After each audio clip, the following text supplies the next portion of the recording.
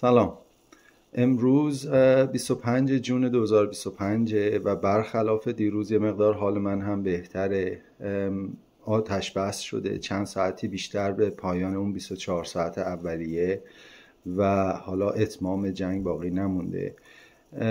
قدم بعد، حالا اگر دو طرف حالا یه چند تا لگدی هم به هم زدن، اما اگر که بتونن پایبند باقی بمونن، تازه مذاکرات شروع میشه و بعد ممکنه مذاکرات طولانی بشه، ممکنه زود به نتیجه برسه. حالا باید ببینیم که چی پیش میاد و اون غیر قابل پیش بینیه، چون هر دو طرف متاسفانه رفتارهایی که نشون دادن رفتارهای غیر قابل پیش بینی بوده. البته خب در زمان جنگ غیر از این هم نمیشه انتظار داشت.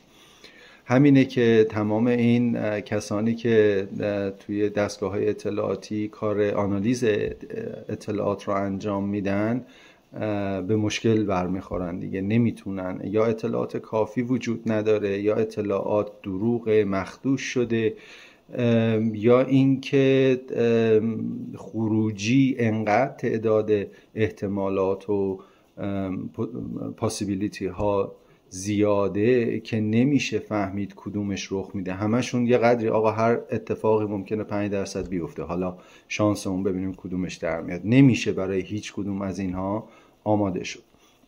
فکر کردم قبل از اینکه اصلا بخوایم راجع به اینکه چه شد، آتش بس شد، حالا نتیجه این آتش بس چیه و بعدش چه اتفاقاتی میفته صحبت بکنیم، یه چند قدمی بیایم عقب و یه مقدار صحبت‌های اساسی تری داشته باشیم راجع به اینکه اصلا ارکان قدرت رو چه چیزهایی تشکیل میدن و اگر که به دنبال تغییر رژیم هستیم باید بفهمیم که چگونه این رژیم رو میشه عوض کرد.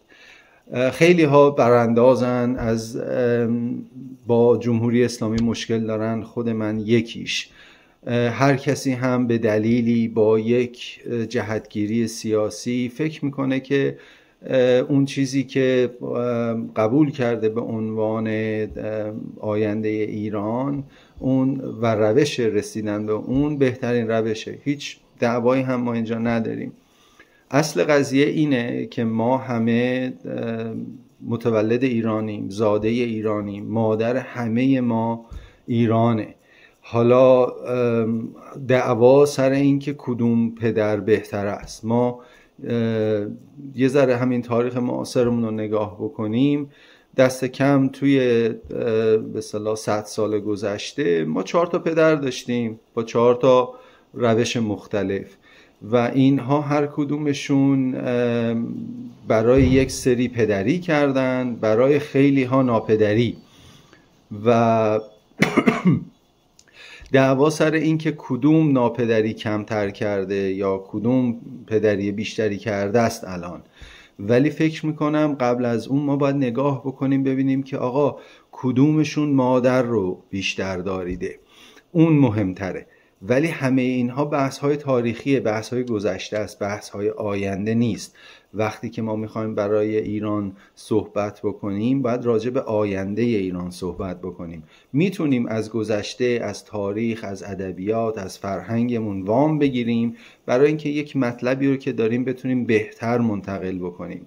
اما اگر که آقای ایکس در سال وای حرکت زد رو انجام داده، دلیل نمیشه که کس دیگری هم همین کار رو انجام بده. چرا؟ چون پارامترها، فاکتورها و شرایط متفاوته، عوض شده، دیدگاه ها عوض شده، نیازها متفاوته، مطالبات متفاوته.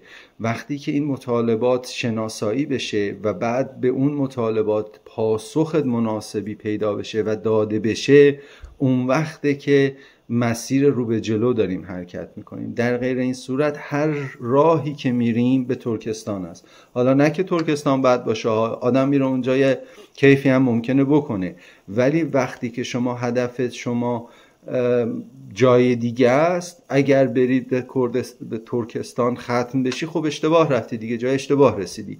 مقصود نظر هم همینه. خب من یه چند قدم اومدم عقب، با خودم فکر کردم که خیلی خوب، ارکان قدرت چیه؟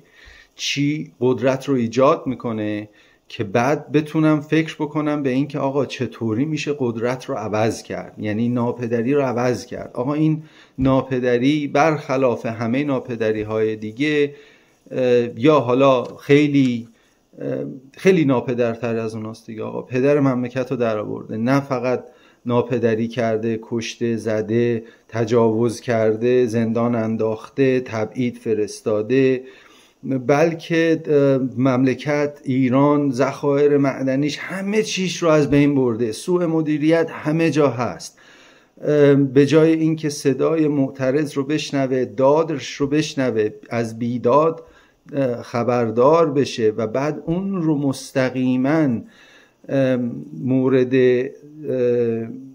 بررسی قرار بده و حلش بکنه، صدای معترض رو خاموش کرده. چرا؟ چون توان درست کردن چیزی که بنا نهاده نداره، توان اصلاح کردن خودش رو نداره، توان درست شدن نداره. وقتی توان درست شدن نداشته باشی لاجرم نادرست باقی میمونی و این نادرستی بالاخره یکی میاد صحیحت میکنه دیگه، یا به زور یا با حرف یا با مسالمت، یا بالاخره اگر حرف رو متوجه شدی با کلام قانع شدی، اگر نشدی خب زوره. یه وقتا هست زورمون میرسه، یه وقتا هست زورمون نمیرسه. حالا باید بفهمیم آقا اصلا این زور و قدرت از کجا میاد. اینا نظرهای شخصی منه ها، بر اساس مطالعات شخصی خودم، فهم و درک خودم. ممکنه همش هم اشتباه باشه، ممکنه یه بخشش اشتباه باشه، ممکنه یک چیزهایی رو نادیده گرفته باشم. شمایی که داری گوش میکنی بیا به من بگو آقا اینجا رو غلط گفتی، اینجا رو اشتباه گفتی. من هر گونه انتقاد رو میپذیرم، هیچ گونه توهینی هم نمیپذیرم، به همین سادگی. اگر بر اساس این گفتمان شما بتونی جلو بری، اون وقت میتونی صحبتی که کردی رو انتظار داشته باشی دیگران بشنون، راجبش فکر بکنن، در خودشون اصلاحات ایجاد بکنن که شاید بتونن بهتر از قبل باشن. ما هممون برای ایرانی بهتر میخوایم، فردایی بهتر میخوایم، اما این بهتر شدنه باید معنی بشه، باید بیاد تبدیل بشه به چیزهایی که ملموسه برای ما بفهمیم. مثلا آقا ما باید بتونیم به عنوان یک ایرانی توان این رو داشته باشیم که اظهار عقیده کنیم. آقا عقیده من اگه غلطه، شما باید به من اجازه بدی عقیده غلطم رو بگم. اگه نتونم بگم اون وقت مشکل ایجاد میشه. اگر نتونم بگم چجوری شما میخوایی مثلا عقیده من رو درست بکنی؟ حالا ممکنه هیچ وقت هم نتونی عقیده من رو درست بکنی، یا هیچ وظیفه‌ای هم نداری، یعنی نه من وظیفه دارم عقیدم رو درست کنم، نه شما وظیفه داری عقیده من رو درست بکنی، مگر اینکه خودم تصمیم بگیرم. من اگر تصمیمم بر این باشه که هر روز بهتر از دیروز باشم، عقایدم رو بازبینی بکنم، اگه جایش اشکال داره درستش بکنم، اصلاحش بکنم، چه اشکالی داره؟ خب من دارم برای خودم تلاش میکنم برم جلو. برگردیم، هی منحرف میشم، برگردم سر حرف اصلیم. برای اینکه بفهمیم چرا آتش بس رو حالا حداقل ایران پذیرفت، حالا اسرائیل به ما ربطی نداره، بره زندگی خودش رو بکنه، باید بفهمیم که ارکان قدرت چیه. ما حالا به تصور من چند تا فاکتور داریم، فاکتورهای قدرتی هستند. یکیش قدرت اقتصادیه که این یعنی چی؟ یعنی آقا مردم در ازای فعالیت اقتصادی که میکنن امید به بهره مناسب از اون فعالیت رو داشته باشند و همچنین اون امید ناامید نشه. یعنی اگر شما بیای توی یک سیستمی سرمایه گذاری بکنی و امید به این که اون سیستم به شما در ازای سرمایه گذاریتون سود نده نداشته باشی، خب از اول نمی کنی. حالا اگر امیدت ناامید شد، میری میگردی پیدا میکنی یک سیستم دیگه ای رو پیدا میکنی برای سرمایه گذاری. یه وقتا هم آقا ورشکست شدی، دیگه چی برات نمونده برای سرمایه گذاری. So sorry. نتونستی اون اول درست تشخیص بدی، یا شرایط عوض شده، یا هر اتفاقی افتاده. ممکنه اصلا اون کسی که اومده به شما گفته بیا اینجا سرمایه گذاری کن دروغ گفته. خب اونو که نمیتونی کارش بکنی. آقا یک زمانی، یه مثال میزنم ملموس، یک زمانی اومدن قطزاده رفته سراغ خمینی گفته آقا تو بیا بشو رهبر معنوی این انقلاب. یعنی چی؟ یعنی آقا شما بیا بشو مترسک سر جالیز. چرا؟ چون مثلا یه بخشی از جامعه ایران که ازشون یه بخشی از جامعه ایران مذهبی هن، مسلمونن، توی کسی که به یک عقیده‌ای بدون هیچ گونه به اصطلاح فضا برای نقد اون عقیده اعتقاد داره، تندرو هم به وجود میاد. ما برای تغییر رژیم به اینها نیاز داریم. تو بیا بشو رهبر معنوی، کاریزمای خودت هم داری، از این کاریزما ما استفاده میکنیم، میشیم ملی مذهبیان، میایم آقا دولت رو دست میگیریم. چرا؟ چون آقا این رژیم پهلوی اینجوری دلایل خودش هم داشت. ولی رو دست خورد. اون گفته باشه، نامه زدن به این ور و اون ور، اصلا حالا اسنادش در اومده. یه زمان دیگه راجبش صحبت میکنیم که اصلا تاریخ انقلاب 57 چه جوری رخ داد و چی شده اینا. ولی الان همینقدر بگم آقا طرف اومد گفت خدعه کردیم. راستم گفته دیگه، دروغ گفته، رو نکرده. اصل منظورش چیه؟ آقا میخواسته حکومت اسلامی برقرار کنه، موفقم شده، برقرار کرده. از نهادهای مختلفی مثل حزب توده استفاده کرده، از توده‌ای های مسلمون استفاده کرده، از توده‌ای های لاییک استفاده کرده، از بچه مسلمونای مسجد رو فلان و اینا استفاده کرده، از پارامترهای خیلی مختلفی استفاده کرده. یه هدفی هم داشته، شاید هیچ کسی هم به جز خودش اون هدف رو نمیدونسته. وقتی اومده اون هدف رو پیاده کرده، همه چیزو، یعنی انقلاب رو از اون کسانی که انقلاب کردن دزدیده. صدای هر کیم که در اومده تو خفش کرده. چه اتفاقی افتاده؟ اولین کسایی که میمیرن قطزاده است، خود کسی که آقا رو برش آورده. چیکارش میخوای بکنی؟ این تاریخ دیگه. فقط کاری که میتونی بکنی این که هرس بخوری، درس بگیری. اگر هرس خوردن تا الان تو این 47 سال تموم نشده، ادامه بده به هرس خوردنت. اما اگر میخوای درس بگیری، پاشو بیا صحبت بکنیم، درس بگیریم از این قضیه. برگردم به حرف اصلیم. ارکان قدرت چیه؟ آقا اقتصادی. یه آدمی بیاد سرمایه گذاری بکنه، از اون سرمایه گذاریش بهره ببره. اگر این چرخه اقتصادی رو بشکنی، اون وقته که یکی از ارکان قدرت رو خراب کردی. رکن دیگه چیه؟ سیاسی. این سیاسی چجوری معنی میده؟ توی یک حکومت این سیاسی پارلمان، اون مجلس که قانونگذاری میکنه، و بازوی اجراییش که دولت اون قوانین رو باید اجرا بکنه. این میشه رکن سیاسی. حالا اگر شما نمایندگان مجلست و به اصطلاح مسئولین اجرایی مملکتت اینها رو بتونی تحت تاثیر قرار بدی، اون وقته که میتونی قدرت سیاسی رو به دست بیاری. تو ایران چه اتفاقی میفته؟ یه چیزی میاد به اسم شورای نگهبان.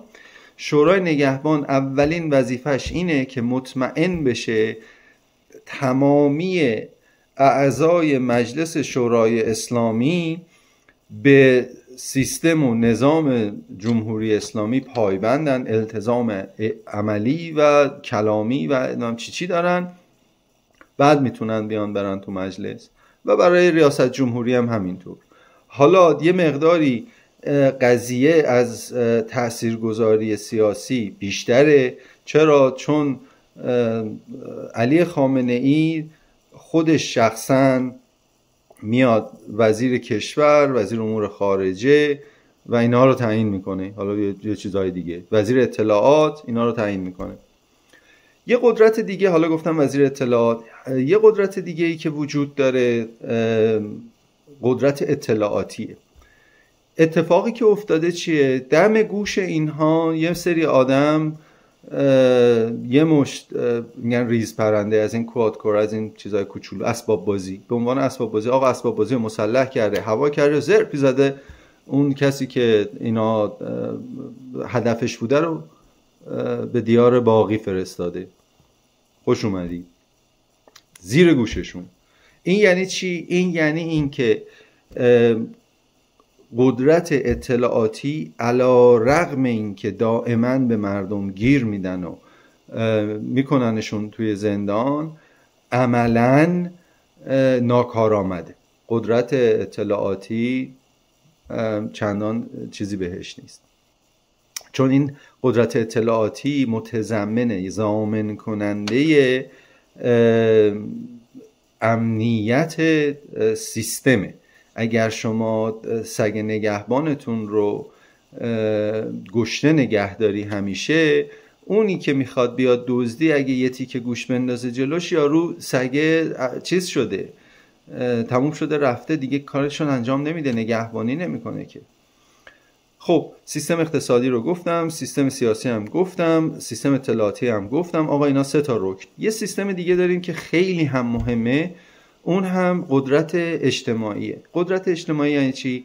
قدرت اجتماعی برگرفته از عدالت اجتماعیه. یعنی شما اگر در جامعه‌ای قانون حکم فرما باشه، فارغ از این که اون قانون به کی اعمال میشه، اون وقته که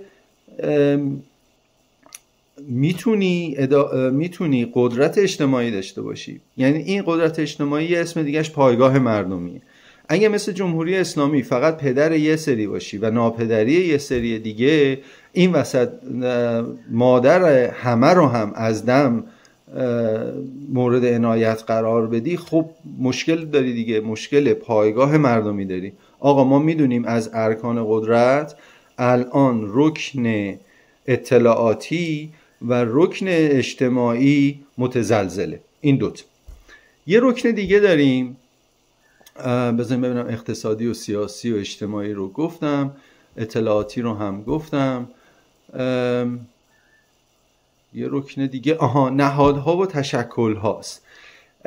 این میره زیر دسته، البته میره زیر دسته سیاسی، ولی نهادها و تشکل‌ها یکی از کارهایی که میکنن قدرتی ایجاد میکنن به نام آگاهی. این هر چقدر مردم، ببین هر کسی ظلم رو میفهمه، اما هر کسی یک نگاه جامعی به این که آقا پارامترهای مختلف، فاکتورهای مختلف که تأثیر گذارن روی یک چیز چی هست نداره. یکی از کارهایی که این حکومت انجام داده اینه که جهل جامع ایجاد کرده به جای آگاهی جامع. جامعه علی رغم این که خیلی میدونه، هیچی نمیدونه. بعد میاد از بین اینهایی که هیچی نمیدونن، اونهایی که توان دونستن رو هم، توان یادگیری هم ندارند، میاره بهشون یک فضایی میده که این آدم ها در غیر این صورت در هر سیستم سالمی نمیتونستن اون فضا رو پیدا بکنن. و اینا خودشون هم به خوبی میدونن آقا کسی که اگر میرفت جای دیگه یا حالا تحت یه سیستم دیگه واقع میشد، بیشتر از یک مدیر میانی نمیشد، این رو میذارن آقا مدیر ارشد، میذارن بالاتر حتی از مدیر ارشد، ممکنه برسه به وزارت، ممکنه معاون وزیر بشه یا حتی رئیس جمهور بشه. این شخص میدونه خودش ناکارآمده، میدونه که توانایی انجام این کار رو نداره، اما میگه خب من اینو بهم دادن دیگه. حفظ کردن اون مقام براش مهمتر از اینه که خودش رو کارآمد بکنه. چون آقا اگر بنا بود داشتن اون قدرت، اون جایگاه منوط به توانمندی بود، اون وقت شما هی خودتو توانمند میکردی تا بتونی برسی به اون جایگاه. اما اگر منوط به این نباشه، شما نیازی هم به توانمند کردن خودت نداری، همون فقط نیاز به چی داری؟ وفاداری. اینجوری وفاداری میخره. آدم هایی که هیچ چیزی ندارند به جز وفاداری. مادامی که اینها وفاداری دارن در قدرتن. از این آدم ها به هیچ وجه نمیتونی انتظار داشته باشی که وفاداری خودشون رو عوض بکنن. چرا؟ چون اینها فقط و فقط یک چیز رو میدونن: اگر این ناپدری سر کار نباشه منم سر کار نیستم، من سر کار نباشم باید برم راننده اسنپ بشم، دیگه نمیتونم معاون وزیر باشم. به همین سادگی. تا اینجای کار داشتیم. خب حالا همه اینا رو گفتم تا بیام برسم به اینجا که چرا جمهوری اسلامی آتش بس رو پذیرفت. اسرائیل نشون داد که برتری نظامی داره. این مهمه. قدرت نظامی یکی از چیزهایی که یادم رفت. قدرت نظامی هم خیلی مهمه. اگر قدرت نظامی یک نظام رو مورد تهدید قرار بدین، نظام مورد تهدید واقع میشه. تهدیدش هم وجودیه، تهدیدش الکی نیست، واقعیه. اسرائیل نشون داد که برتری نظامی داره. کل جمهوری اسلامی در بوق و کرنا میکرد سیستم هوافضاش. سیستم هوافضا بود، سیستم اتمی بود. آقا اینا همه سرمایه های ملیه ها، کاری ندارم این ناپدری درستش کرده، ولی اگر این ناپدری جور دیگه ای می بود، آقا من و شما میتونستیم افتخار کنیم. اگه این ناپدری جنایتکار نبود، دستش به خون مردم آغشته نبود، پدر مملکت رو در نیاورده بود، اگر برای مردم خودش کار میکرد، اون وقتی که آقا شما هم میتونستی از این که مثلا این قدرت وجود داره لذت ببری. چرا؟ چون این قدرت برای شما امنیت میاره. میگه آقا من جلوی حمله خارجی رو میگیرم. حالا یه وقتی هست شما طرفدار پدرم هستی، این ناپدری همه، بعد این قدرت رو هم تو بوق و کرنا میکنن. خب خوش به حاله، کیفشو میبری. اما اگر با ناپدری مشکل داری، هرچی اون زورش بیشتر باشه ترس تو هم بیشتره. میگی این حالا قراره آقا از خونه ما مراقبت بکنه، ولی آقا میاد خونه حالا به بیرونیا سنگ میزنه، اما میاد خونه این کمربندشو میکشه به ما. خب این چه کاری؟ اگه کمربند من نزنی، وقتی داری میری سنگ میزنی به یکی دیگه، منم میام بهت سنگ میدم. حالا ممکنه بلد نباشم سنگو پرت بکنم، زورم نرسه، اما میتونم برم سنگ جمع کنم برات بیارم دیگه. این کارو که میتونم بکنم. بیام تو دعوا پشت بابا من وایسم، اما وقتی بابا من نیستی، من چجوری انتظار داری من پشتت وایسم؟ پشتم خالی میکنم. 2 تا چک و لقدم که میخوری، یاد اون کمربندایی که بهم زدی میافتم، جیگرم حال میاد. خب این اتفاقی که تو ایران داره میفته دیگه. بعد میان میگن آی به ایران حمله کردن، چی کار نمیکنی. آقا داره اونی که من شلاق زده رو با چوب میزنه، من زورم نمیرسه با چوب بزنمش، اون یکی دیگه داره میزنه. خب من چرا مشکل داشته باشم با این قضیه؟ تنفر اینجوری پاسخ میده، اینجوری خودش رو اذیت میکنه، اینجوری باعث میشه که پایگاه مردمی از بین بره. چرا؟ چون عدالت اجتماعی وجود نداشته. حالا آقا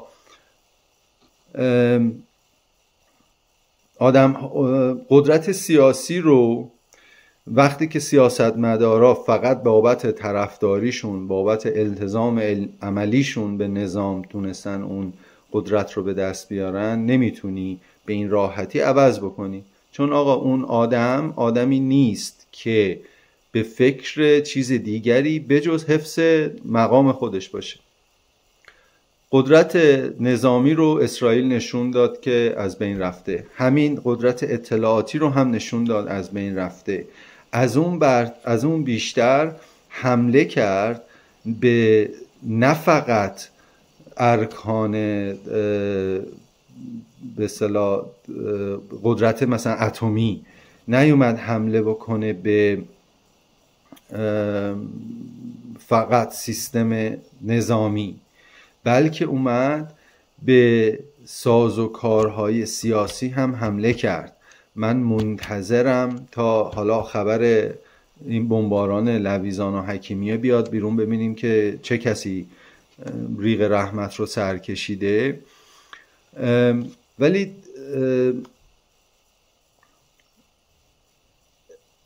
سه تا چیز ما 5 تا رکن گفتیم دیگه. آقا اقتصادی تحریم کردن ایران رو، اینو نگفتم. از نظر اقتصادی آقا ایران رو تحریم کردن. الان یه نیروی فوق‌العاده خوبی توی ایران، مثلا آقا هر کاری که میتونه بکنه، نمیتونه بابت کاری که میکنه از جامعه جهانی با وجود این اینترنت استفاده بکنه. چرا؟ چون آقا نظام بانکی بسته است، وصل نیست به دنیا. الان یه متخصص AI مثلا توی ایران نمیتونه بیاد بره برای یه شرکتی مثل اوپن AI کار بکنه. چرا؟ چون اوپن AI میگه آقا من ایرانی استخدام نمیتونم بکنم به خاطر اینکه ایران تحریمه. خب حالا این نیرو، آیا چیزی ما تو ایران داریم که بخواد در حد و اندازه اون اوپن AI باشه؟ خب این سرمایه تلف میشه از ایران میره. چرا؟ چون میتونه آقا اونجا کار کنه، زندگی بهتری داشته باشه. سرمایه هامون هم از بین میره. علاوه بر اینکه حالا برگردم سر حرف قبلیم، آقا قدرت اقتصادی رو با تحریم ها از بین بردن. قدرت اطلاعاتی رو نشون دادن سوراخ داره. حالا یا اینا میرن سوراخ ها رو پر میکنن، یا این که طبق معمول چون ناکار آمدن نمیتونن سوراخ پر بکنن، دستشون به هر کی برسه میگیرن، به زور وادارش میکنن اعتراف کنه که جاسوسه و دارش میزنن. مثل مزرعه حیوانات که مرغ اومد اعتراف کرد که آقا جاسوس بوده، هیچ کار هم بوده ولی خب اعتراف کرد. از این مرغا ما زیاد داریم، همشون یا رکب خوردن یا مثلا اومده گفته که آقا این چه کاری شما میکنید، گفتن نه الا بالله تو جاسوس اسرائیلی، جاسوس امریکایی یا هرچی. این هم از قدرت نظامی هم که دیگه خودتون مطلعین دیگه. ولی یه 2 تا اتفاق افتاد که این فوق‌العاده مهمه برای اینکه علی‌رغم اینکه ایران جمهوری اسلامی، نه ایران به تبع جمهوری اسلامی تحت فشار زیاد اقتصادی هست، تحت حمله نظامی بوده، یعنی رکن اقتصادی، رکن نظامی، رکن اطلاعاتیش کاملا متزلزل شده، هنوز چند تا چیز داره که روش ایستاده. اگه اینا فرو بریزه حکومت سرنگون میشه. اینو خود حکومت هم میدونه. چی باقی مونده؟ قدرت سیاسی و عرضم حضور شما که اون سیستم قضایی. این 2 تا باقی مونده. میاد چیکار میکنه؟ اتفاقی که میفته همزمان با اینکه رضا پهلوی یه کنفرانسی میده در فرانسه، حالا فکر میکنم فرانسه بود، ترامپ میاد میگه میگا make Iran great again. خب این حمله سیاسی، این حمله سیاسی اجتماعی یعنی چی؟ یعنی حالا آقا شوخی که نداریم، از بین تمامی به اصطلاح کسانی که میخوان جمهوری اسلامی رو سرنگون کنن، به نظر میرسه که این شاهزاده در تبعید بیشترین مقبولیت رو میتونه داشته باشه. یعنی از بین، چون کس دیگه ای نیست، قحط الرجال دیگه، چیکارش میخوای بکنی؟ میاد چیکار میکنه؟ این رو میاد براش کنفرانس میذاره. ترامپ هم میاد میگه make Iran great again. خیلی از طرفداران به اصطلاح شاهزاده که به کنار، خیلی از آدم‌هایی هم که به دنبال وطن و آزادی وطن و ناراحتن از سیستم کشور، میان میگن که خیلی خوب آقا بیاین اگه کس دیگه ای نیست جمع بشیم پشت سر ایشون یه سیستمی رو ببریم جلو، یه کاری رو انجام بدیم، به اتمام برسونیم قضیه رو. آقا این میشه تهدید سیاسی اجتماعی. بعدش حمله فوق‌العاده زیادی که کردن به لواسون و حکیمیه. اینا باعث میشه که حکومت متزلزل بشه. همچنان حکومت داره قدرت ها، این قدرت هم ببین هنوز کمربنده به کمرشه، هنوز وقتی که بره بیرون کتک بخوره میاد خونه دقه دلیشو سر بچه ها خالی میکنه. اینو شوخی نگیرین، اینو نشون داده که این کارو میکنه. من قبلا هم گفتم تیر 66 قطعنامه 598 تصویب میشه. 1 سال طول میکشه تا جمهوری اسلامی اینو بپذیره، جام زهر رو نوش جون کنه و اینو بپذیره. بعدش چه اتفاقی میفته؟ بعدش مجاهدین میان فکر میکنن حکومت ضعیف، حمله نظامی میکنن، عملیات مرصاد میشه. بعدش هم تمام زندانیان سیاسی تر و خوش رو با هم اعدام میکنن، داغ دلشون رو میذارن به دل مادراشون، مادرای خاوران رو داغدار میکنن. هنوز آقا این همه سال گذشته هنوز این داغ تازه است. این داغ به وطنه، به مادره. این داغ مادر که به این راحتی ها خوب نمیشه. پدر شاید فراموش کنه، ناپدری زودتر، ولی مادر تا ابد داغ دل بهش میمونه. همونطور که این 1500 نفری که توی قضایای مهسا از دست دادیم، همونطور که آدمای بیگناه رو تو پرواز 752 از دست دادیم، همونطور که چپ و راست سرمایه های مملکتمون رو از دست دادیم، این داغ دل همواره بر مادر باقی است، همواره این باقی میمونه براش. پدر یا ناپدری هر کی میخواد بشه، ولی این داغ به این زودی ها خوب نمیشه. آقا از حمله اعراب به ایران 1000 و خورده ای سال داره میگذره، داغش تموم شده؟ نشده.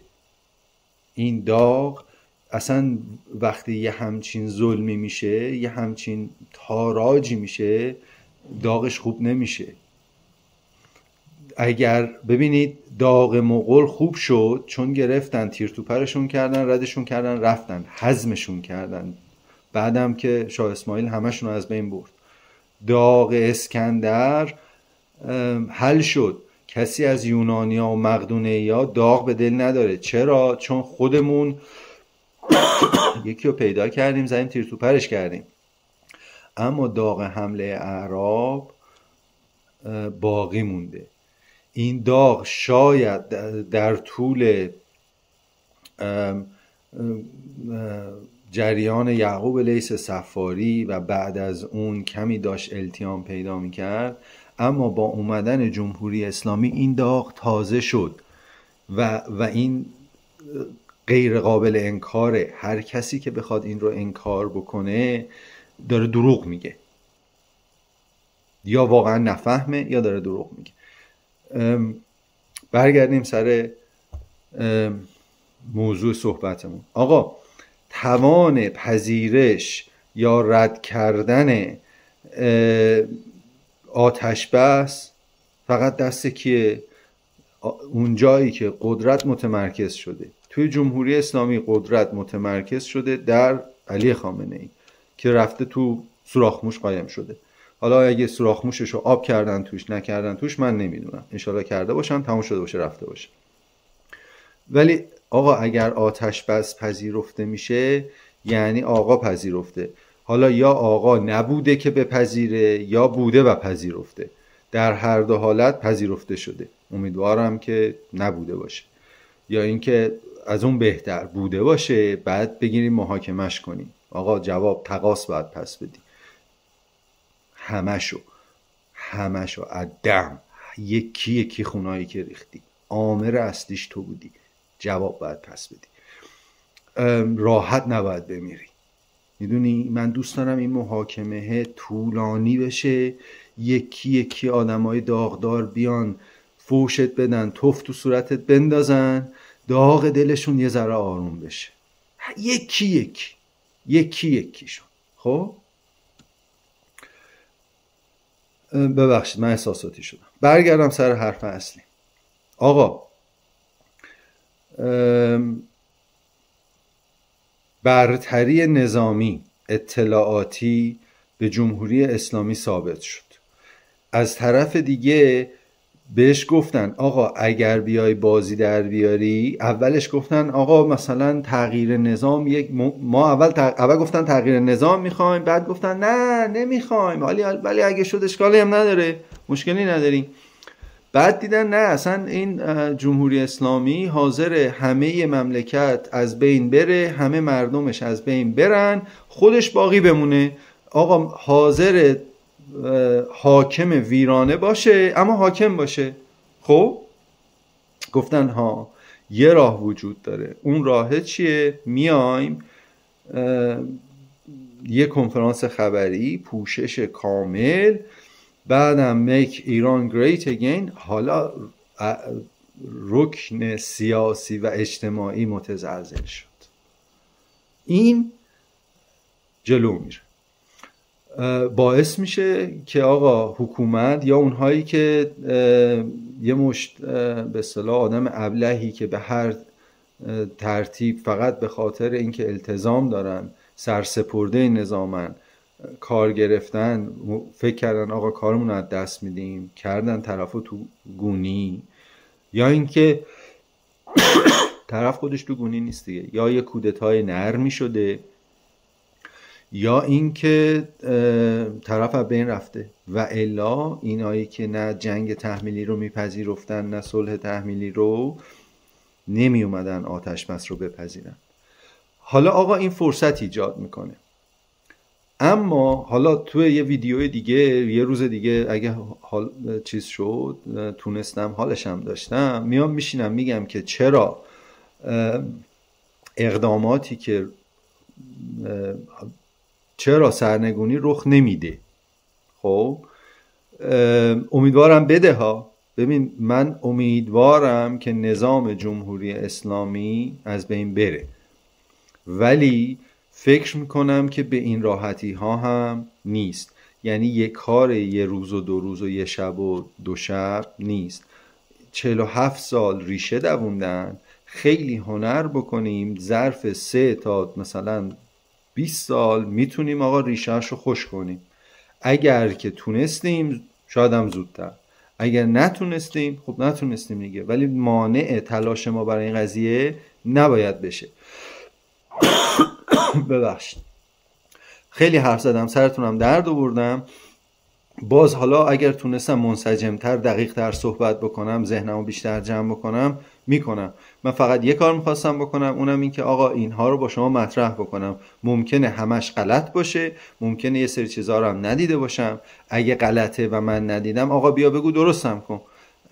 مخالفی بیا بگو چرا مخالفی. غلطه بیا بگو چرا غلطه. فوش نده، فوش بدی فوش میدم. اگر که انتقاد بکنی خب گوش میکنم ببینم چی میگی. قربونتم برم، دستون در نکنه. خداحافظ.